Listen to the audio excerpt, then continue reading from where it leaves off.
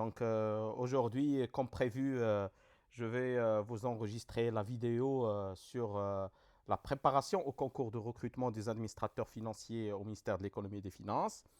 Donc je rappelle que je suis professeur Younes Etchmadouche, je suis professeur universitaire, consultant en financement des entreprises et je rappelle que j'ai passé à peu près 9 ans au ministère de l'économie et des finances. En ce qui concerne les formations dédiées aux candidats qui veulent se préparer pour passer le concours du ministère de l'économie et des finances, moi j'ai déjà animé plusieurs formations, des formations dans le cadre d'un certain nombre de cabinets qui justement prévoient ces formations. Donc j'ai pensé à proposer une formation gratuite pour le public, justement, pour vous donner des conseils, pour bien vous préparer pour le concours, mais aussi pour souligner ce que vous devez éviter. Bien. En ce qui concerne les candidats qui veulent passer justement le concours du ministère de l'économie et des finances ou n'importe quel autre concours, généralement, on a deux types de candidats. Donc, vous avez des candidats d'un côté qui adoptent une méthode généraliste. Ça veut dire quand on veut se préparer pour le concours du ministère de l'économie et des finances, on va adopter la même méthode où on va lire les mêmes documents, où on va se comporter de la même manière, comme si on veut préparer à un autre ministère. Or, bien évidemment, comme pour les entretiens dans le secteur privé, même pour les concours de la fonction publique, on doit changer de méthode à chaque fois qu'on postule à un ministère particulier ou à un poste particulier dans la fonction publique. D'un autre côté, nous avons des candidats qui prennent en considération les spécificités de chaque ministère et se préparent en fonction des besoins et des particularités justement de ce ministère. Donc nous allons essayer dans cette présentation, dans cette vidéo, de justement souligner ce que le deuxième type de candidat doit faire. Bien, donc quand on dit concours du ministère de l'économie et des finances ou n'importe quel concours, on doit en premier lieu se baser sur l'annonce. Donc on va voir l'annonce. Donc regardez ce que nous avons ici. Donc, dans l'annonce du recrutement du ministère de l'économie et des finances, des administrateurs financiers. Donc, bien évidemment, dans cette vidéo, on est en train de se préparer pour le concours écrit et non pas le concours oral. D'accord? Donc, pour le concours écrit. Donc, vous avez déjà deux possibilités. On souligne deux possibilités. Il y a la possibilité du QCM, d'avoir un QCM, d'accord, ou une question générale. Donc, أسئلة متعددة الاختيارات أو سؤال عام أو أسئلة تتعلق بالسياسات العمومية أو مجالات مختلفة ذات الصلة بوزارة الاقتصاد والمالية أو بالتخصص المطلوب etc. Bien, donc déjà, il y a ces deux possibilités. Soit on va avoir un QCM, ou soit on va avoir une dissertation, et il y a, si vous voulez, une troisième possibilité, des questions, peut-être des questions d'analyse. Donc, de par l'expérience, depuis que le ministère de l'économie et des finances a commencé les concours écrits, parce qu'avant, il n'y avait pas de concours écrits. On avait seulement des entretiens pour passer le concours. Mais à partir d'octobre, octobre 2012, on a décidé de passer et un concours écrit et un concours oral. Donc depuis 2012, on n'a pas eu de QCM jusqu'à aujourd'hui. Ça veut dire que généralement, on a pour le ministère de l'économie et des finances, je parle des administrateurs, je ne parle pas des ingénieurs je ne parle pas des inspecteurs des finances ou d'autres départements relevant du du ministère de l'économie et des finances. Je suis en train de parler des administrateurs deuxième grade. On a généralement des dissertations. Mais ceci ne veut pas dire qu'on a une certitude qu'on aura encore cette fois, en 2025, une dissertation. Ça veut dire qu'il faut faire attention. Il y a la possibilité d'avoir un QCM. Il y a la possibilité d'avoir un QCM parce que le nombre de candidats augmente année par année. Et donc, il y a une pression en ce qui concerne les corrections. Il faut savoir que les corrections prennent beaucoup de temps, prennent parfois des mois. Et peut-être qu'un jour, le ministère de l'économie et des finances va penser à justement poser un concours sous forme de questions à choix multiples pour que la correction, ne prenne pas beaucoup de temps et ne soit pas assez coûteuse parce qu'il faut savoir que la correction coûte de l'argent au ministère. Mais que ce soit pour le concours sous forme de QCM ou le concours sous forme de dissertation ou sous forme de questions, la préparation à 90%, elle est la même. Donc, ce que vous devez préparer, ça va être la même chose à peu près, sauf pour la méthode de rédaction. Quand vous dites la méthode de rédaction, donc là, pour le QCM, on n'avait pas rédigé, mais les connaissances que vous devez avoir et la maîtrise des domaines relevant du ministère de l'économie et des finances sont les mêmes. Bien. Donc, généralement, quand on a le concours du ministère de l'économie et des finances, on est beaucoup plus centré vers justement les politiques publiques. C'est ce qu'on a ici. Donc, on va focaliser justement notre présentation aujourd'hui dans les politiques publiques. أو بمجالات مختلفة ذات صلة بوزارة الاقتصاد والمالية. Donc, les différents domaines relevant ou en relation avec les domaines du ministère de l'économie et des finances. Donc, deux choses. السياسة العمومية أو بمجالات مختلفة ذات الصلة بوزارة الاقتصاد والمالية. De ce fait, nous allons avoir, justement adopter le plan suivant pour cette présentation. Premièrement, la question que tout le monde se pose, c'est comment repérer les sujets les plus probables pour le concours ou les plus probables à être posés lors du concours. Généralement, la plupart des candidats, qu'est-ce qu'ils font? Tout simplement, ils essaient de voir la presse. Ils essaient de voir les recommandations dans certains groupes sur les réseaux sociaux. Il y a certains commentaires qui disent qu'il y a une forte probabilité à avoir ces sujets comme l'intelligence artificielle, la préparation économique et budgétaire à la Coupe du Monde 2030. D'autres parlent de la réforme de la fonction publique ou de l'administration publique, etc., etc. Et quand vous adoptez cette méthode, vous êtes en train de tabler sur la chance. Alors qu'il y a une méthodologie qu'on doit adopter pour justement repérer les sujets les plus probables.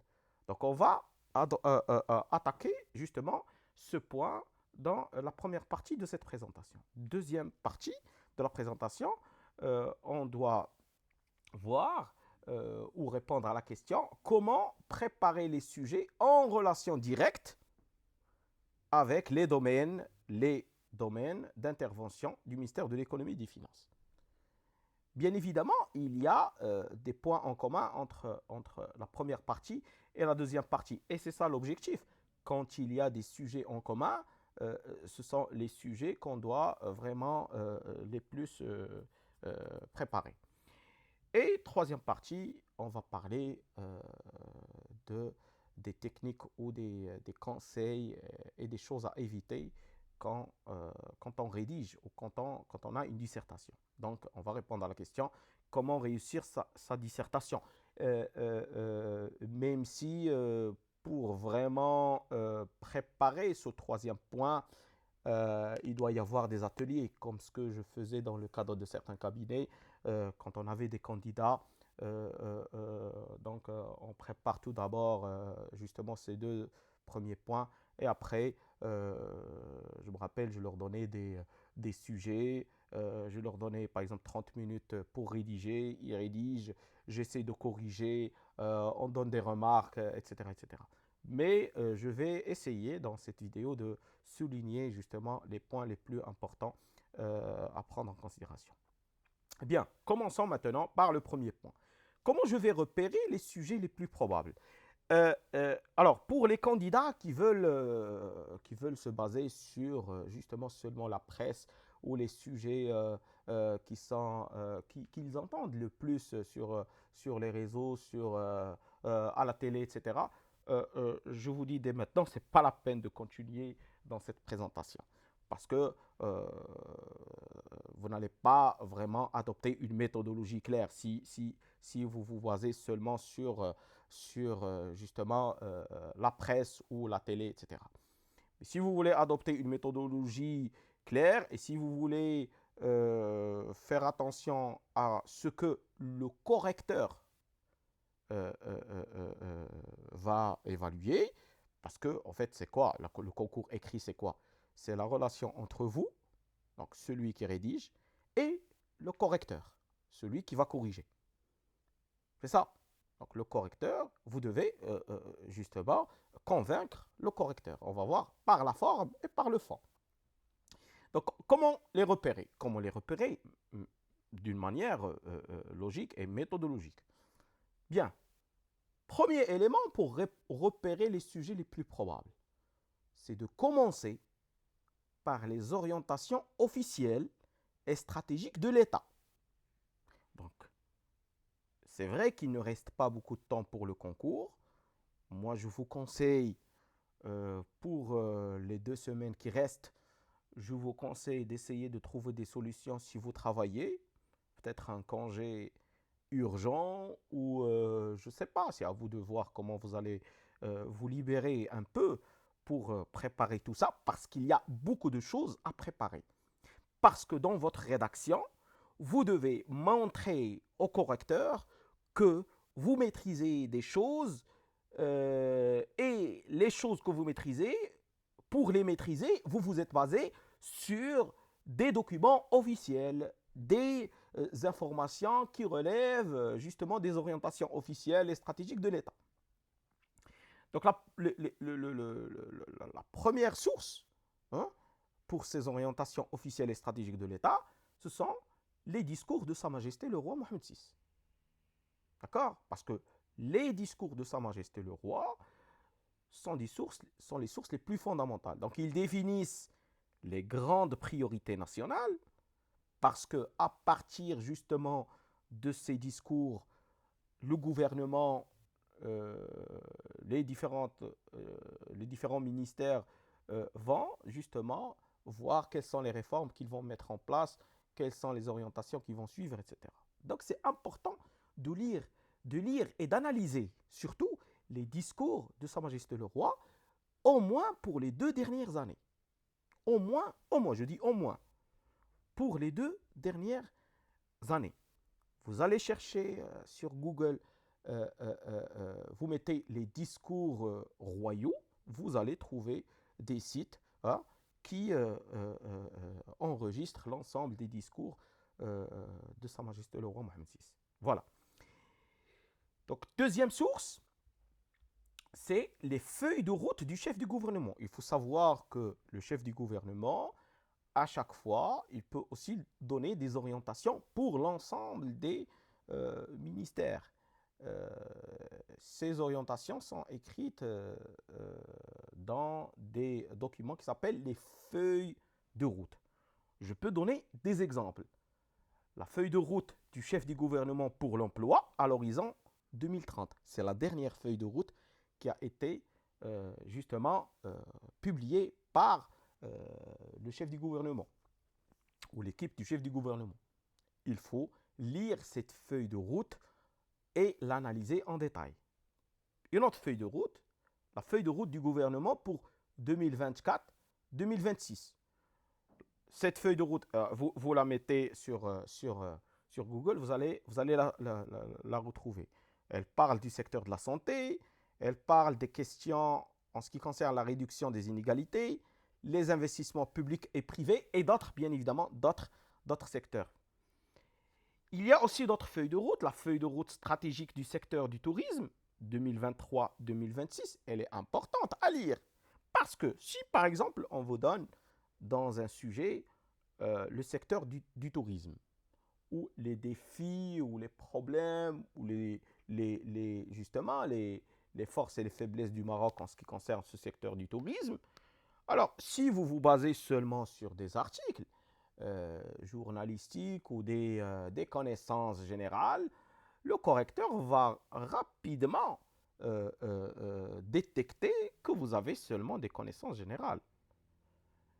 Or, s'il y a un autre candidat qui va analyser ce secteur et qui va se baser justement sur des documents officiels, comme par exemple la feuille de route stratégique du secteur du tourisme 2023-2026, et quand vous rédigez, vous allez vous référer et souligner cette feuille de route, impossible à ce qu'on ait un correcteur qui ne va pas prendre ça en considération, qui ne va pas prendre ça comme un plus pour ce candidat. Ce n'est pas comme un candidat qui ne va pas citer cette feuille de route. Donc je souligne ça, c'est juste pour vous montrer l'importance des sources que je vous souligne ici. Il y a aussi la feuille de route pour la réforme du système de l'éducation nationale 2022-2026 qu'il faut lire également, et il faut chercher d'autres feuilles de route si elles existent. D'accord? Donc vous cherchez l'ensemble des feuilles de route donc vous cherchez le discours de Sa Majesté, vous cherchez l'ensemble des feuilles de route du gouvernement, du chef du gouvernement, et puis vous pouvez passer à autre chose. Troisième point, ce sont les orientations budgétaires de l'État actuellement. Ce qu'il faut savoir, c'est que les orientations budgétaires, ou tout ce qui a une relation avec le budget de l'État et le financement des secteurs, des différents secteurs, alors vous allez les retrouver dans la loi de finances 2025, mais attention, avant la loi de finances 2025, il y a ce qu'on appelle la note de cadrage. La note de cadrage du chef de gouvernement, qui souligne les priorités du projet de loi de finances 2025. Et justement, le ministère de l'économie et des finances, particulièrement la direction de budget, quand elle prépare la loi de finances 2025, quand elle discute justement avec les autres départements pour préparer la loi de finances 2025, elle prend en considération, bien évidemment, les orientations qui sont notées dans la note de cadrage du chef de gouvernement. Donc, vous cherchez la note de cadrage et vous l'analysez. Puis, vous passez à la loi de finances 2025. On va revenir à ce point en ce qui concerne la loi de finances de 2025, parce qu'après, dans le deuxième point, on va voir les différents départements du ministère de l'économie et des finances, et je vais vous donner quelques documents sur lesquels vous devez vous baser. Bien. Parce que dans la loi de finances, bien évidemment, on sait très bien que les secteurs qui posent problème ou les secteurs qu'on veut relancer, qu'on veut développer, on va prévoir pour eux des budgets importants. Et donc, il faut justement souligner ça. Quand vous parlez d'un secteur particulier dans le concours, quand vous rédigez, vous référez un petit peu à l'importance de ce secteur dans les orientations budgétaires de l'État actuellement, notamment dans la loi de finances 2025. Ça, c'est aussi un plus dans votre rédaction. Après, vous pouvez voir justement, pour ratisser large, vous pouvez voir les stratégies sectorielles des différents ministères. Alors, pour toucher l'ensemble des secteurs et pour vous baser sur des documents officiels, des informations officielles, et comme ça, quand vous rédigez, vous allez citer justement ces documents, je vous propose d'adopter cette stratégie. Pour ce quatrième point, il faut savoir que chaque ministère publie régulièrement des programmes d'action ou des plans stratégiques. Donc, vous allez chercher sur Internet la liste de l'ensemble des ministères qui forment le gouvernement marocain actuellement. Vous mettez liste des ministères, vous allez trouver la liste des ministères. Quand vous allez trouver la liste des ministères, vous allez prendre chaque ministère et vous allez chercher son site web. Vous entrez sur le site web. Par exemple, prenons le ministère de la transition numérique et de la réforme de l'administration. Vous allez trouver une stratégie sur laquelle ce ministère travaille actuellement. C'est la stratégie Digital Morocco 2030. Alors, dans cette stratégie, vous allez trouver tout ce qui a une relation avec la transition numérique, tout ce qui a une relation avec la digitalisation de l'administration publique. Et si jamais vous retrouvez dans le concours un sujet en relation avec la digitalisation de l'administration publique, vous devez citer cette stratégie Digital Morocco 2030. Et dans cette stratégie, quand vous allez la lire, vous allez trouver assez d'informations. Et des informations, je vous dis, qui ne sont pas générales, des informations officielles. D'accord? Un autre exemple, ministère de l'équipement et de l'eau. Vous savez, les problèmes aujourd'hui, les problèmes qu'on a en ce qui concerne le secteur de l'eau. Vous allez trouver dans le site de ce ministère une stratégie qui s'appelle la stratégie globale de gestion intégrée de l'eau ou stratégie de sécurité hydrique. Là, vous allez trouver des chiffres, vous allez trouver quels sont les problèmes actuels, vous allez trouver quels sont les défis, quelles sont les solutions qu'on propose, quels sont les projets. Et ça, ce sont des informations qui vont encore rendre votre dissertation plus riche et qui va vous faire distinguer des autres candidats. Je sais très bien que les candidats qui sont en train de suivre cette vidéo maintenant, ce qui va faire la différence entre ces candidats, c'est la préparation. Il n'y a pas de secret, c'est la préparation, c'est la lecture. Bon, bien évidemment, la méthodologie diffère, mais je suis en train de vous donner maintenant une méthodologie claire qui va vous aider à toucher officiellement l'ensemble des sujets qui peuvent être posés le jour du concours.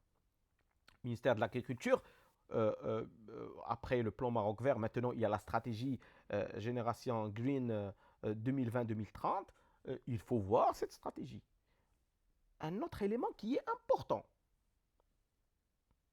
Quand vous rédigez, vous parlez par exemple du secteur de l'agriculture, il ne faut pas commencer à critiquer le ministère de l'Agriculture. Et là, je vais revenir à ce point après. Vous pouvez parler des défis, vous pouvez parler des problèmes de ce secteur, mais ne commencez pas à critiquer la politique publique actuelle. Par exemple, vous commencez à critiquer la politique génération green. Vous pouvez donner votre avis par rapport aux points qu'on peut améliorer, mais ne dites pas que c'est une stratégie qui ne sert à rien, etc. Parce que de toutes les façons, vous serez recruté par ce ministère, le ministère de l'économie et des finances.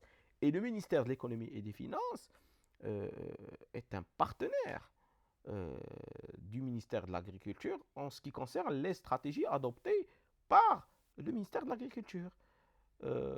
Justement parce que quand il y a une stratégie, elle est financée. Et qui va la financer? C'est le ministère de l'économie et des finances.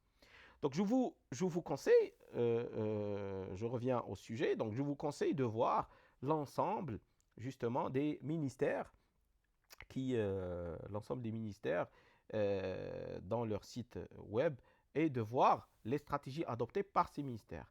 Et vous devez voir vraiment tous les ministères. Ne ratez aucun ministère. Si vous voulez avoir une préparation qui est exhaustive. Bien. Deuxième élément, c'est de consulter les publications des grandes institutions nationales. Vous savez, à part le gouvernement, il y a des institutions qui sont relativement indépendantes, et donc il faut lire leurs rapports. Parce que ces institutions, dans leurs publications, traitent justement des sujets d'actualité, et si vous vous basez sur les publications de ces institutions, et que vous citez ces institutions dans votre rédaction par rapport à leur rapport, ça aussi c'est un plus dans votre rédaction. Je vous donne quelques exemples. Bien sûr, ce n'est pas exhaustif ce que je vous donne. Vous pouvez trouver d'autres institutions, mais moi je vous donne juste la méthodologie. Comment vous devez faire.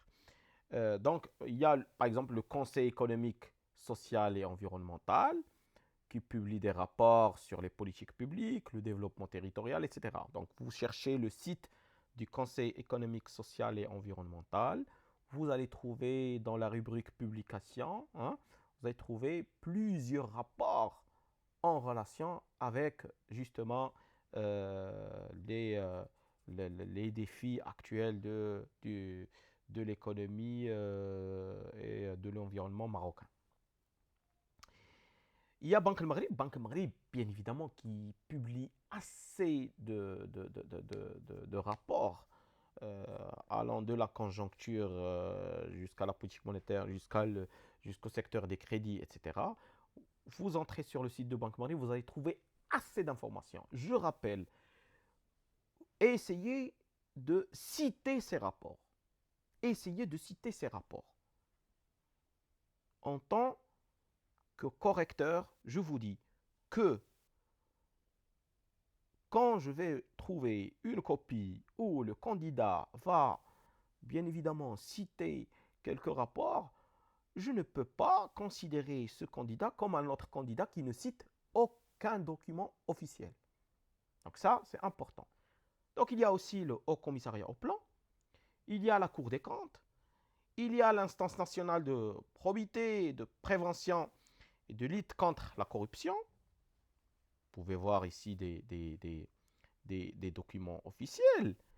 Donc si vous parlez de la corruption, si jamais vous abordez la corruption dans l'une des sections dans votre copie, euh, alors vous citez l'un des rapports de cette instance. Il y a le Conseil de la concurrence. Vous connaissez très bien le Conseil de la concurrence, qui produit des rapports sur des pratiques anticoncurrentielles, etc. Et ça, c'est très important à citer. Il faut savoir que cette question de régulation des prix pose aujourd'hui un grand problème. Si jamais vous aurez ça dans le concours, donc pourquoi pas se référer au rapport du Conseil de la concurrence. Le Conseil national des droits de l'homme, etc., les chambres des représentants et chambres des conseillers, ça aussi c'est important. Il faut savoir que les sujets d'actualité sont généralement, surtout les sujets d'ordre social, sont généralement discutés dans le Parlement par aussi bien la Chambre des représentants que la Chambre des conseillers. Ils ont des sites web également. Vous entrez sur les sites de ces deux chambres, vous allez trouver les sujets les plus discutés. Vous allez peut-être trouver également des publications. Donc, on récapitule. On a dit, il faut commencer par ce qui est officiel, discours, feuille de route, orientation de l'État, différentes stratégies sectorielles des différents ministères. Vous analysez les rapports donc des différentes institutions indépendantes. Ensuite, vous pouvez passer, pour encore être plus exhaustif, vous pouvez passer à la presse. Mais ne passez pas à la presse dès le début. Essayez de toucher ça, d'accord, avant de voir ce qui se passe dans la presse. Et même dans la presse, vous ne devez pas vous baser sur un seul quotidien. Vous devez voir plusieurs sites de presse. Par exemple, vous pouvez voir, là c'est juste des exemples, je n'ai pas mis tout, c'est juste des exemples. La map, Express, Média 24, tel quel, etc. Bien, maintenant, quand je vais voir, quand je vais bien évidemment préparer tout ça, je rappelle euh, un point qui est très important, c'est que quand vous préparez, essayez toujours de lire et d'écrire, pas seulement de lire.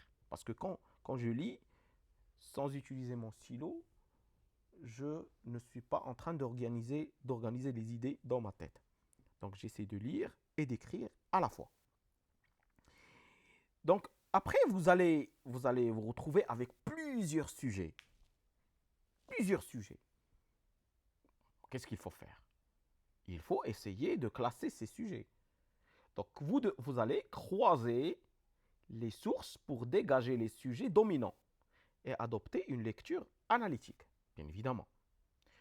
Donc premièrement, je vais repérer les sujets traités à la fois par les institutions officielles. On a dit les discours de Sa Majesté, les feuilles de route, etc. Et les médias. On va croiser. On peut adopter par exemple une grille. Une grille, on va dire que ce sujet, on l'a retrouvé partout. Si on trouve un sujet partout, ça veut dire qu'il a plus de chances à être posé. Plus un sujet revient souvent dans différentes sources, plus il a euh, des chances d'être posé au concours. Donc je dois classer ces sujets alors selon leur fréquence. Pour chaque sujet identifié, en ce qui concerne la lecture, il faut adopter une lecture très analytique. Parce que c'est ça ce qui fait la différence. Il y a des candidats qui se préparent et qui vont commencer à faire des lectures superficielles, mais il y a d'autres qui vont faire des lectures analytiques. Parce que c'est votre lecture qui va justement vous guider dans la rédaction. Premier élément, quand je lis un sujet, je commence par l'identification des forces et des faiblesses du Maroc pour le secteur étudié. Toujours. Premièrement, force. Deuxièmement, faiblesse, défi. D'accord? Déjà, j'adopte dès le début cette méthodologie. Deuxièmement, je dois souligner ce qui a été réalisé concrètement. Par exemple, s'il y a des programmes qui ont été mis en œuvre, s'il y a des réformes lancées, s'il y a des budgets qui ont été mobilisés, je dois toujours les écrire. Quand je lis, ça veut dire ça, c'est lors de la lecture analytique que je dois adopter. Après, l'analyse de ce qui reste à faire, ça veut dire des choses qui n'ont pas été faites ou les obstacles rencontrés. Est-ce qu'il y a des manques de financement? Est-ce qu'il y a des freins institutionnels? Est-ce qu'il y a des pressions économiques et sociales? Est-ce qu'il y a des contraintes internationales, etc. Puis, j'identifie les forces du Maroc, on a dit dans le domaine concerné, compétences, position géographique, etc. Je dois situer le sujet dans son contexte global, raison pour lesquelles il est devenu prioritaire, quels sont les enjeux actuels, l'urgence, etc. Et je termine par une prise de recul personnelle. Votre avis personnel, c'est vers la fin. C'est après la lecture analytique détaillée. Quelle est la cohérence de l'action publique? Qu'est-ce que vous pensez? Quelles solutions complémentaires pourraient être envisagées? Vous savez, si vous revenez au concours, parfois on vous demande de proposer des solutions. Quelles sont les solutions, à votre avis, que vous pouvez proposer, etc. Il faut savoir que les solutions que vous proposez doivent être justifiées, argumentées. Donc, si je n'adopte pas une lecture analytique, si je n'ai pas un recul sur les documents officiels, mon avis personnel ne sert à rien parce qu'il n'est pas justifié. D'accord? Parce que vous devez donner votre avis sur des choses factuelles. Ce que vous devez éviter. En ce qui concerne la lecture, je suis toujours en train de parler de la lecture. On n'est pas encore passé à la rédaction. Ce que vous devez éviter, c'est d'adopter une lecture dominée par la critique. Je l'ai souligné tout à l'heure. Ça veut dire qu'il ne faut pas oublier que je serai recruté par le gouvernement et non pas par une structure de recherche indépendante. Si par exemple je serais recruté par un cabinet de conseil ou par un bureau d'études ou par un laboratoire de recherche, alors là, je peux adopter une lecture basée à 80% sur la critique. Là, je ne dois pas faire ça. Parce qu'il faut savoir que si je serai recruté, je vais être à côté des équipes du gouvernement. Si vous travaillez chez le ministère de l'économie et des finances, hein, vous faites partie justement des équipes du gouvernement. Donc, on ne peut pas être invité chez quelqu'un et le critiquer euh, dans sa maison. D'accord? Il faut éviter de lire seulement les articles journalistiques. Ça aussi, je l'ai dit. Plusieurs candidats, d'après les discussions que j'ai eues avec les candidats quand je préparais pour les concours avec les différents candidats dans le cadre des cabinets que je vous ai soulignés au début. Je demande qu'est-ce que vous faites parce que généralement, je recevais des candidats qui ont passé le concours plusieurs fois et qui ont échoué. Et un jour, ils décident justement de voir justement ces cabinets qui préparent pour les concours. Je leur pose la question. Quand vous prépariez pour ces concours avant, quelle a été la méthode poursuivie? Généralement, on me dit, je cherche les sujets les plus discutés, j'essayais de les lire justement dans le cadre de la presse.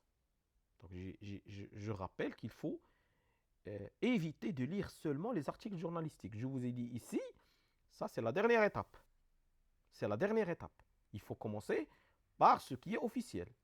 Je sais très bien que plusieurs candidats ne vont pas le faire. Parce que vraiment, ce n'est pas facile de le faire. Ça demande beaucoup de temps, beaucoup d'efforts. Mais c'est vrai que ça demande beaucoup de temps, beaucoup d'efforts, mais ça va vous rendre un candidat distingué des autres. Dernier élément, donc on a parlé plutôt l'avant-dernier élément, c'est d'éviter d'analyser les sujets de manière superficielle ou uniquement descriptive. Parce que qu'est-ce que je vous ai dit ici? La lecture doit être analytique et non pas seulement descriptive. Et dernier élément, il faut éviter de lire sans faire de prise de notes. Ça, je l'ai dit. Généralement, plusieurs candidats commencent à préparer sans utiliser de stylo. Je pars au café, je prends mon téléphone ou mon ordinateur, je commence à lire. Ça ne sert à rien. Il faut utiliser un stylo, un papier, et je commence à écrire tous les éléments que je trouve importants. Bien. Maintenant, nous allons passer au deuxième point.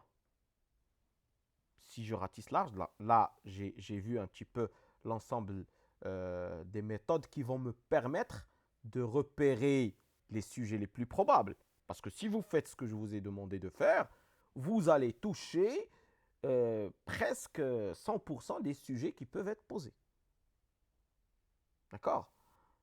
Alors, le deuxième point, qu'est-ce qu'on a dit? On a dit qu'il faut voir les domaines d'intervention du ministère de l'économie et des finances. Et quand on va voir les domaines d'intervention du ministère de l'économie et des finances, on aura des sujets qui vont coïncider avec justement les sujets qu'on a traités ou qu'on a détectés ou qu'on a repérés dans cette première partie. Donc, deuxième partie, c'est comment préparer les sujets en relation directe avec les domaines d'intervention du ministère de l'économie et des finances. Bien. Donc, la méthodologie la plus logique à adopter, c'est de commencer par voir l'organigramme du ministère de l'économie et des finances. Donc, voici l'organigramme, mais on va éviter certaines directions, comme par exemple l'administration des douanes, du moment que l'administration des douanes, bien évidemment, elle a son propre concours. L'inspection générale des finances, la même chose. Et la direction des affaires administratives générales, c'est une direction qui s'occupe seulement des questions de la gestion des ressources humaines, de la logistique, etc. Mais là où il y a les sujets qui relèvent justement des domaines du ministère de l'économie et des finances, ce sont les autres directions. Donc on va voir, premièrement, direction du Trésor et des finances extérieures, quelles sont les publications qu'on doit lire, la direction du budget, direction générale des impôts, etc., etc. Donc on va essayer de voir point par point. Je vais essayer d'aller un petit peu vite ici, puisque je vais juste vous repérer un petit peu les documents essentiels que vous devez lire. La vidéo est enregistrée, vous pouvez mettre pause et vous arrêter, vous téléchargez le rapport, vous l'organisez dans vos dossiers et puis vous pouvez avancer. Bien, prenons la première direction. Direction du Trésor et des finances extérieures. Elle a plusieurs missions. Là, je cite quelques missions de la direction du Trésor et des finances extérieures. Donc, elle s'occupe de tout ce qui est équilibre macroéconomique, la gestion de la dette et de la trésorerie publique, la coordination des financements extérieurs et leur mobilisation. Et c'est un acteur central dans le développement et la régulation du secteur financier. Donc tout ce qui est secteur financier, tout ce qui est équilibre macroéconomique, tout ce qui est dette publique, etc., ça relève de la direction du Trésor et des finances extérieures. Ce sont des sujets que vous devez chercher, que vous devez lire, d'accord, et préparer. Là, le premier document sur lequel on doit se baser, c'est le rapport d'activité. Parce que la direction du Trésor et des finances extérieures, comme toutes les autres directions du ministère de l'économie et des finances, dispose ou prépare des rapports d'activité. Le rapport d'activité, bien évidemment, prend un petit peu de temps pour être publié. Vous avez aujourd'hui le rapport d'activité de 2024 n'a pas encore été publié. Le dernier rapport, c'est le rapport d'activité de 2023. Donc, dans le rapport d'activité de 2023, c'est vrai que ça traite justement ce qu'on avait en 2023, mais ça va vous permettre de comprendre les orientations, les problèmes économiques, parce qu'on n'analyse pas seulement ce qui se passe en 2023, on se projette un petit peu dans l'avenir et on analyse un petit peu l'historique. Et on détecte un petit peu les défis de l'économie marocaine et du secteur financier marocain. Ce rapport va vous permettre de détecter les missions et d'étudier les missions de la DTFE, de voir son organigramme. Bon, à la limite, l'organigramme, ce n'est pas très important. Vous pouvez étudier les missions. Capital humain, chiffre clé, ça, c'est pas important. Ça, c'est important, la deuxième partie. Vous allez lire, en ce qui concerne la veille économique, cadrage et conseil en matière de politique économique. Ça, c'est très important à lire. Vous allez trouver assez d'éléments. Et là, il ne faut pas oublier que vous êtes en train de lire des documents officiels.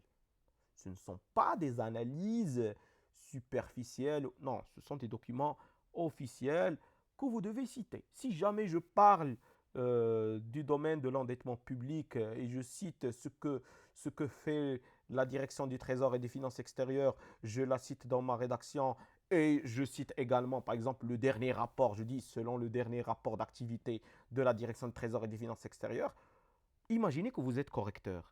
Imaginez que vous êtes en train de corriger cette copie. Vous trouvez un candidat qui cite ce rapport. Vous allez dire tout simplement que c'est un candidat qui a vraiment essayé de connaître de près le ministère de l'économie et des finances. Et ça, c'est un plus. Parce que certains candidats ne donnent pas d'importance à ces informations. Quand je leur donne ce genre de conseils, ils essayent de négliger ça. Alors que c'est très important. Parce qu'il faut porter la casquette de celui qui va corriger. Il y a d'autres éléments importants, financement des besoins du Trésor, coordination, mobilisation des financements extérieurs. Là, vous allez, quand vous parlez de la mobilisation des financements extérieurs, vous allez voir quels sont les bailleurs de fonds internationaux les plus importants du Maroc. Et ça va vous donner une idée justement sur ces bailleurs et vous pouvez les citer dans votre analyse également. Et il y a d'autres points importants que je vous invite à lire. Il y a assez d'éléments que vous allez voir. Je peux voir un autre document qui est très important également. et qui relève des domaines, justement des domaines d'intervention de la DTFE, c'est le document de programmation budgétaire triennale globale. C'est un document euh, qui analyse un petit peu les projections budgétaires pour la période 2025-2027. D'accord? Donc 2025, 2026, 2027, en concertation avec la direction budget et bien évidemment les autres directions. Et ce document va vous permettre de voir quelle est la vision justement du gouvernement en ce qui concerne les budgets qui seront mobilisés pour cette période 2025, 2026, 2027. Les, Au début, vous allez étudier dans ce document les évolutions et perspectives économiques, les évolutions récentes des finances publiques, c'est important, la programmation budgétaire triennale hein, de ces trois années, 2025, 2026, 2027, et d'autres éléments importants à lire.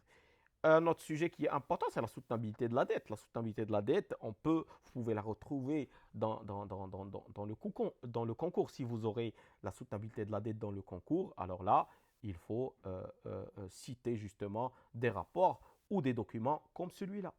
D'accord? Bien évidemment, d'autres risques, etc. Le réchauffement climatique aussi, qui est un sujet important. Alors, plus vous lisez dans ces documents, plus vous détectez les sujets qui peuvent être posés. Donc là, vous êtes en train de préparer, mais vous êtes en train de repérer les sujets. Bien. Un autre document qui est extrêmement important. Ça, c'est un document extrêmement important. Un document d'une grande importance depuis toujours. Moi, je conseille depuis toujours les candidats qui passent le ministère de l'économie et des finances à lire le rapport économique et financier.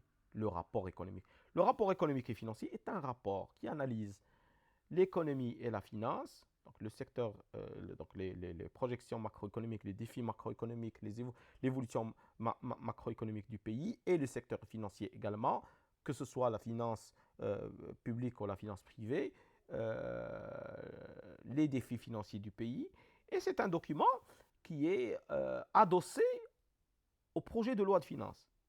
À chaque fois qu'on prépare un projet de loi de finances, à côté, vous avez le rapport économique et financier. Alors, regardez, par exemple, là, je ne vais pas lire tous les points, mais je vais vous donner juste quelques exemples. Regardez, par exemple, pour le chapitre 1 de la partie 1. Là, on analyse l'économie mondiale, les projections, l'évolution de l'économie mondiale, et ça va vous donner justement une idée claire de ce qui se passe dans l'économie mondiale, même si c'est un rapport qui va parler plus du Maroc. Chapitre 2, implication de la conjoncture internationale sur l'économie nationale. Là, vous avez lu ce qui se passe dans le monde. Là, dans le chapitre 2, vous allez comprendre quelles sont les implications de ce qui se passe au niveau international sur l'économie nationale. Très important. Par exemple, les répercussions des évolutions au niveau mondial sur les échanges extérieurs du Maroc. La reprise attendue des IDE au niveau national, etc. Autre élément, les risques et défis majeurs qui planent encore sur le contexte international. La résilience, les grands enjeux et défis, la consolidation des voies de transformation de l'économie nationale, l'évolution du profil des finances publiques, l'accélération de la mise en œuvre des réformes structurelles. Là, vous allez trouver plusieurs réformes. Accélération de la mise en œuvre de la loi cadre relative à la réforme fiscale.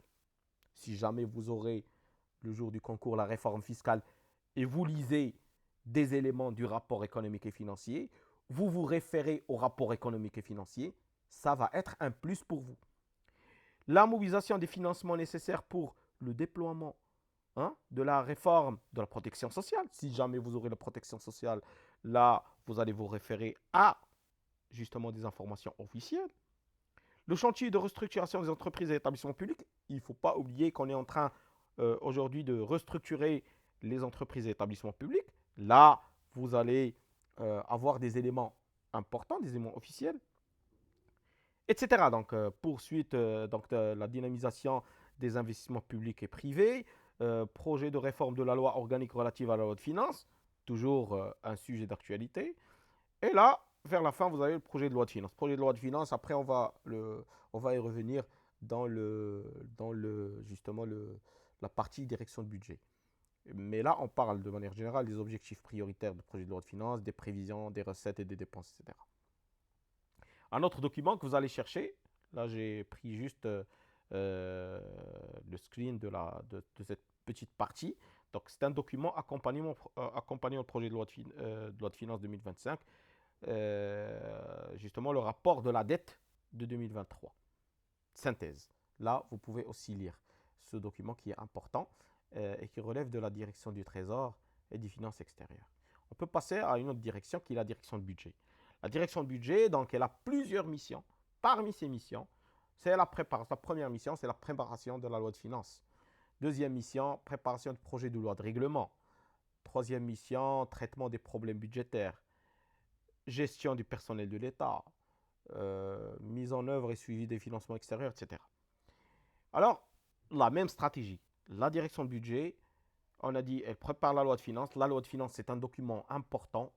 Il faut le préparer en détail. La loi de finances est publiée dans le bulletin officiel. Il faut chercher justement ce document. C'est le DAHER portant promulgation de la loi organique relative à la loi de finances. Ça, c'est quoi?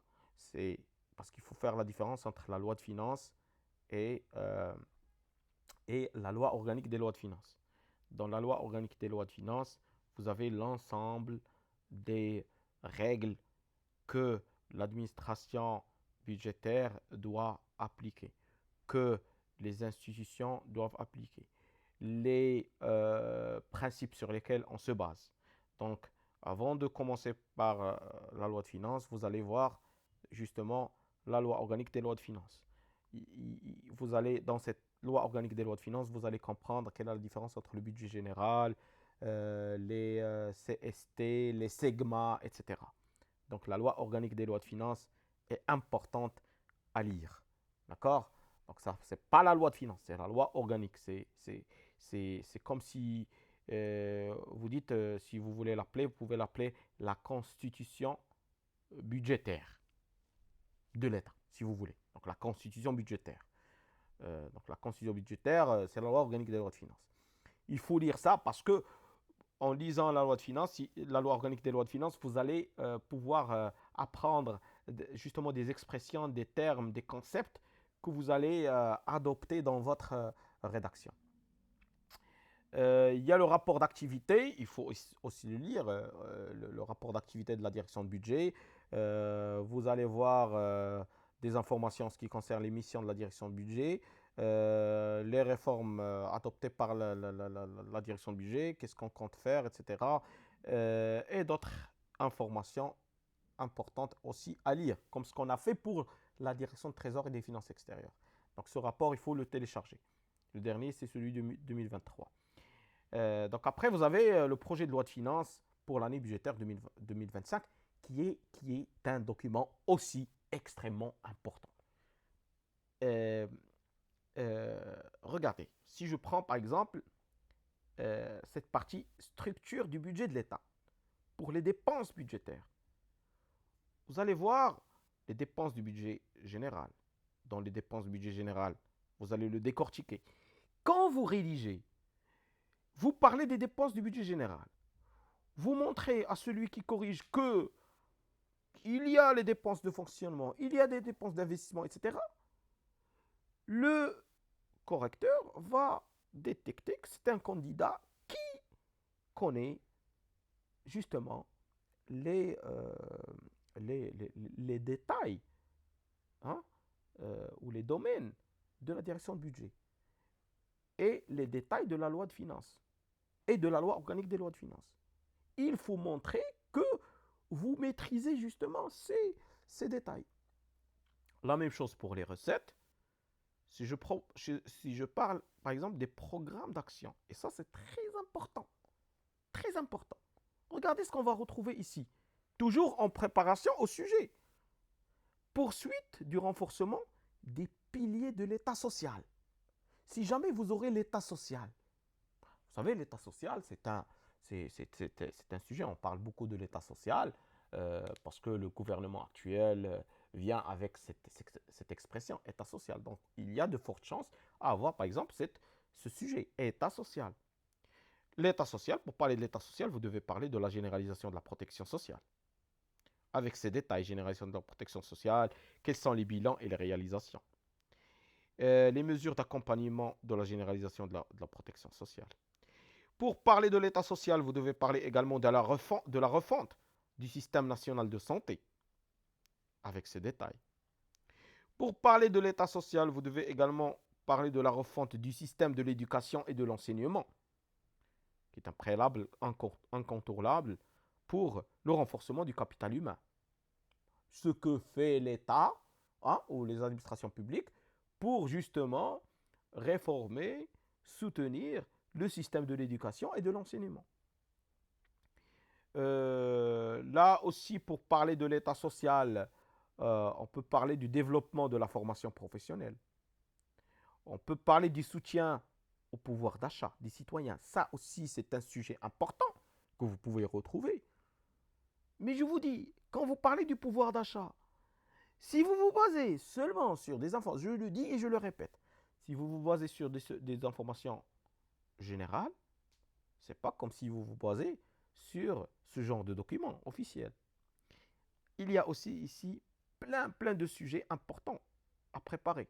Poursuite de la mise en œuvre des autres politiques sociales, promotion de l'économie sociale et solidaire, promotion de la jeunesse, le sport. Quand vous parlez par exemple de l'organisation de la Coupe du Monde, et là vous citez des éléments en relation avec la loi de finances. Qu'est-ce qu'on fait pour soutenir justement le sport au Maroc? La réinsertion sociale et économique des détenus, etc., etc. Consolidation et dynamisme de l'investissement et de la création d'emplois. Vous savez, le problème du chômage aujourd'hui est un problème d'actualité. C'est un sujet d'actualité. Alors, quand je parle de la création d'emplois, il faut justement citer des choses que vous trouvez dans ce genre de documents. Ainsi de suite. Poursuite de la mise en œuvre des réformes structurelles. Réforme de la justice. Un sujet que vous pouvez retrouver. Réforme du secteur des établissements et des entreprises publiques. On en a parlé tout à l'heure. Poursuite de la mise en œuvre de la régionalisation avancée et de la déconcentration administrative. Accélération de la régionalisation avancée, des concentrations, etc. Poursuite de la réforme de l'administration. Si on parle de la réforme de l'administration, vous devez citer ces éléments. On ne devait pas parler de manière générale. Ainsi de suite. Donc je vous invite à lire en détail. Et je rappelle que votre lecture ne doit pas être superficielle. C'est une lecture analytique et vous prenez note de l'ensemble des éléments importants. Il y a d'autres documents en relation avec la direction de budget que vous pouvez lire. C'est le rapport sur les segments 2025. Synthèse du rapport sur les comptes spéciaux du Trésor également. D'accord? Quand par exemple le compte spécial du Trésor pour le séisme d'Al-Haouz, etc. Celui de Covid-19, etc. Donc, plusieurs documents que vous devez préparer et que vous devez prendre au sérieux. Certains candidats, je sais qu'ils ne vont pas faire ça. Et c'est ça ce qui va faire la différence entre les candidats. C'est pour cette raison que certains candidats disent j'ai bien passé, j'ai bien écrit, mais malheureusement je n'ai pas été retenu. Parce que tout simplement, il y a d'autres candidats qui se sont basés sur des choses factuelles, des choses officielles, etc. Et ils ont pu ils ont pu impressionner le correcteur. D'autres documents, comme par exemple synthèse sur la note sur les dépenses relatives aux charges communes, pour parler des collectivités territoriales, etc. Là, le budget des charges communes, etc. Là, vous devez lire également ce document. Vous allez le retrouver. Ça, c'est juste une partie du document. Là, on peut voir justement les autres directions, comme par exemple la direction générale des impôts, l'assiette qui se charge de l'assiette de l'impôt, le recouvrement, le contrôle fiscal et bien d'autres missions. On adopte la même méthodologie. Le dernier rapport, c'est celui de 2023. Voici les éléments qui forment ce rapport. À propos de la direction générale des impôts, vous allez trouver ici les missions justement de la direction générale des impôts, comment il est organisé, quelles sont les ressources, etc. la législation fiscale nationale, la fiscalité internationale et sa relation avec la fiscalité nationale, la sécurité assiette juridique, etc. Plein d'autres informations qui sont importantes. Le contrôle fiscal, comment il se fait, le recouvrement, contentieux fiscal, etc. Il faut lire ce rapport.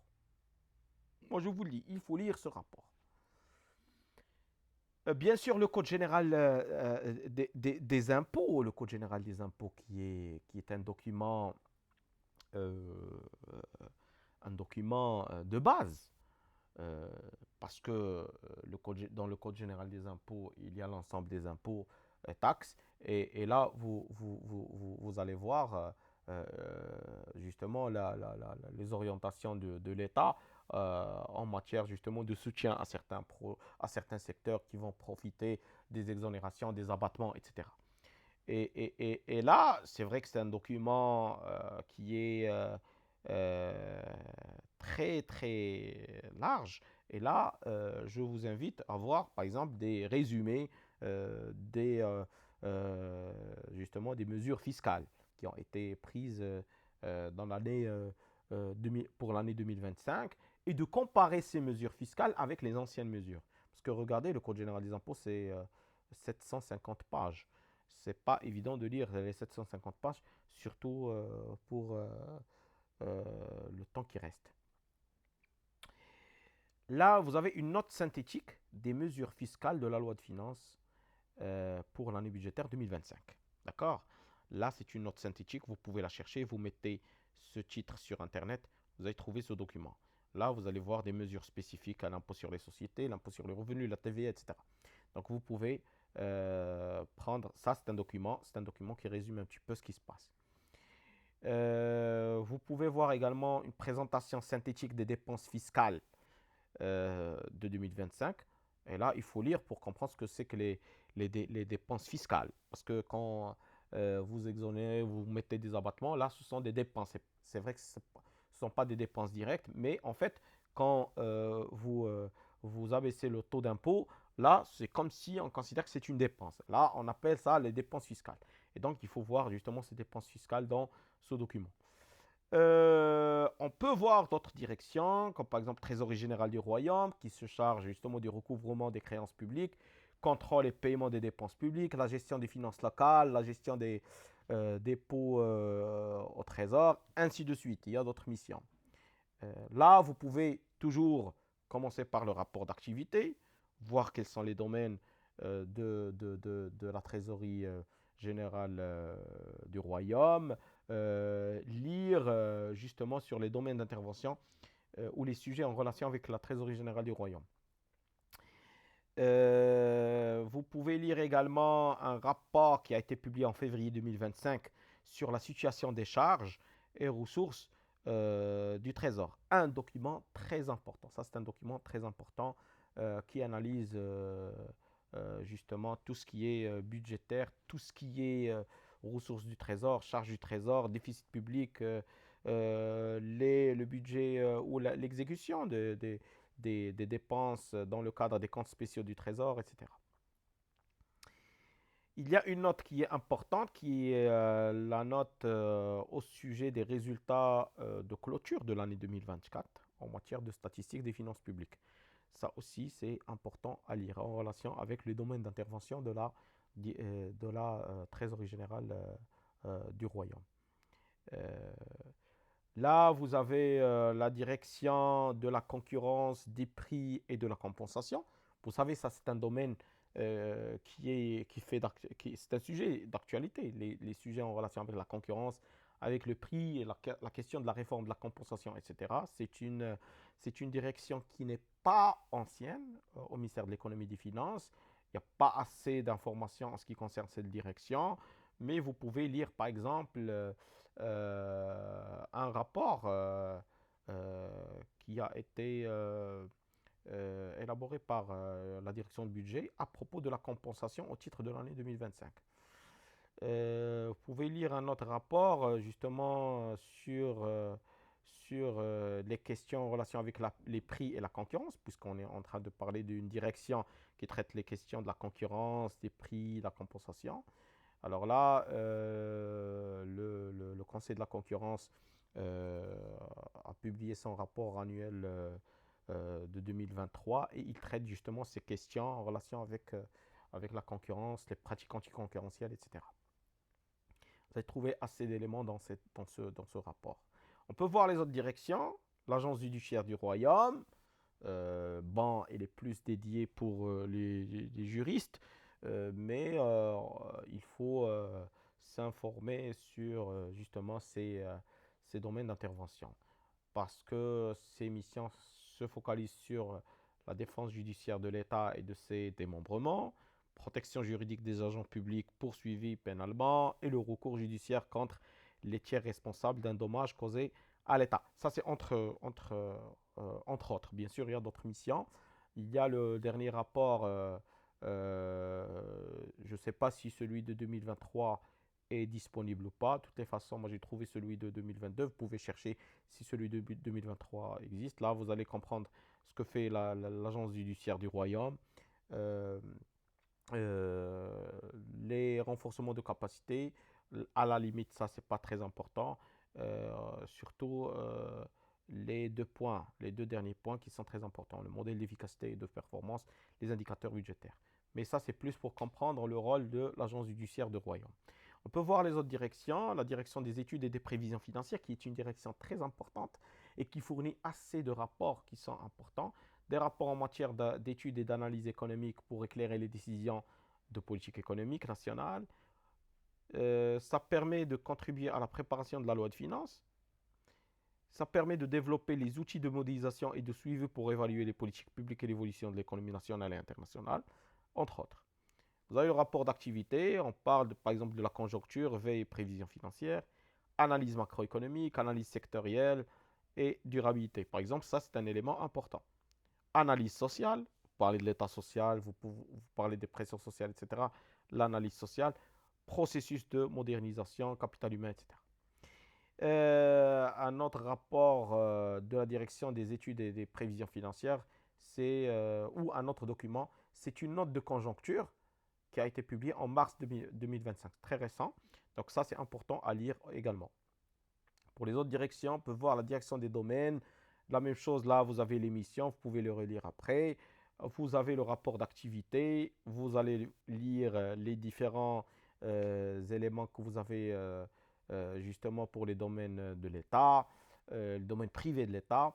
Là, vous avez la direction des entreprises et des entreprises publiques et de leur privatisation, qui est une direction aussi importante, sachant qu'on est en train de réformer, comme je vous l'ai dit tout à l'heure, ce secteur des entreprises et établissements publics. Là, ces entreprises et établissements publics, bien sûr, si vous voulez vous référer aux documents officiels, vous devez lire justement les publications de cette direction. Par exemple, le rapport d'activité de 2023 et par exemple le rapport sur le secteur des établissements et entreprises publiques. Ça aussi, c'est très important. Ça, c'est un document qui synthétise justement ce rapport. Bien évidemment, ça, c'est un rapport qui accompagne la loi de finances et il faut le lire pour comprendre justement ce secteur des entreprises et des établissements publics. Bon, là, je ne vais pas m'attarder, je vais passer au troisième point. Troisième point, ça va me permettre de répondre à la question suivante. Comment réussir sa dissertation? Là, je vous ai dit, moi, normalement, pour répondre à cette question, j'organise des ateliers. Ça veut dire, je prends le candidat qui a déjà préparé, je lui donne un petit peu de temps pour préparer, quelques jours, je lui donne quelques documents, après je lui donne des sujets en relation avec les documents qu'il a préparés, et puis je lui donne du temps pour rédiger devant moi, et puis je corrige quels sont ses problèmes, je lui donne mes remarques, il essaye d'améliorer, il essaye de prendre ça en considération, etc. Je souligne un point important. Les candidats n'ont pas le même niveau, bien évidemment, ça c'est important. Bien sûr, il y a des choses que vous préparez depuis longtemps, depuis tout votre parcours universitaire ou même scolaire. Le niveau, par exemple, en matière de langue, ça c'est des choses que vous ne pouvez pas, bien sûr, régler en 2 semaines. Mais il y a des choses qu'on peut régler même les problèmes de langue, on peut parfois, faire attention en ce qui concerne la rédaction, en ce qui concerne la grammaire, le conjugaison. Si je prends 2 jours, je peux réviser, là je peux apprendre des choses, je peux corriger des choses.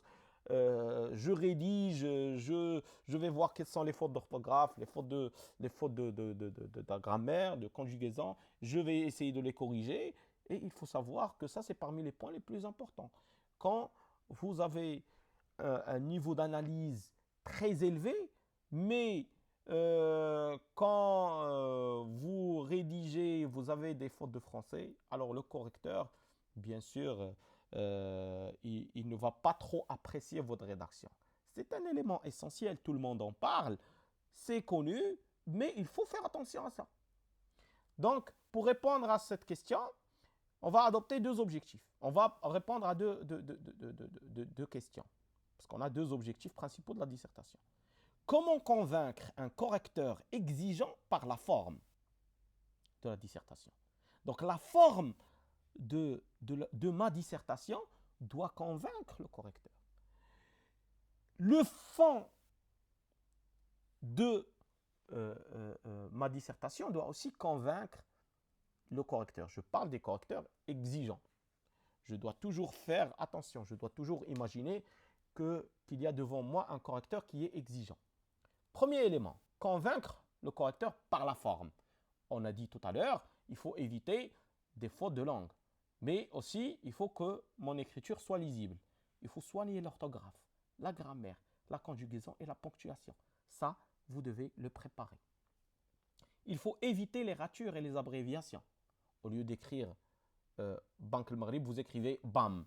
Pourquoi ne pas écrire Banque al-Maghrib? Au lieu d'écrire Ministère de l'économie et des finances, vous mettez MEF. C'est pas trop apprécié dans les copies. Il faut adopter une écriture claire et bien espacée. Deuxième élément, il faut structurer votre dissertation avec un plan. Respecter une architecture classique et attendue par les correcteurs. Vers la fin de l'introduction, il faut annoncer le plan. Et quand vous annoncez le plan, il faut l'écrire. Le développement présente 2 ou 3 parties bien équilibrées, avec des sections. Troisième élément, le plan doit être visible.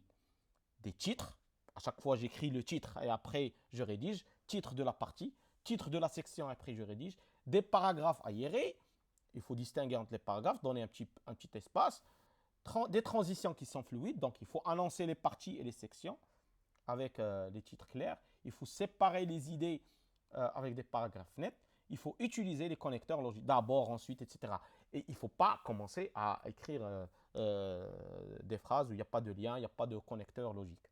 Ce qu'il faut éviter, donc écriture illisible, imaginez vous corrigez, vous trouvez une copie où c'est difficile de lire. Le correcteur, comment il va faire? Donc essayez d'avoir une écriture qui est lisible. S'il y a absence de plan, ça c'est aussi un problème. Il faut avoir un plan. Des phrases longues, il faut les éviter. Des textes compacts, sans aération. Mettez un petit peu d'espace.